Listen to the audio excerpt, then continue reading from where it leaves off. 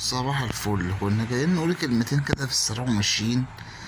بالنسبة لموضوع إصابة إمام عاشور، ربنا يشفيه.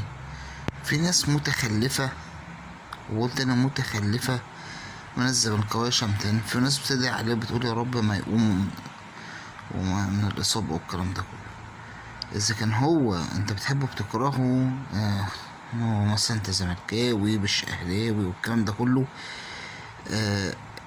عيب، حرام. كلنا اخوات، كلنا بنحب بعض، كلنا بنتمنى الخير لبعض. ما يوصلش التعصب في الكورة وكرهك للمنافس للدرجة دي. عيب. الكورة اخلاق، والرياضة اصلا اخلاق، والاخلاق والتربية قبل اي حاجة.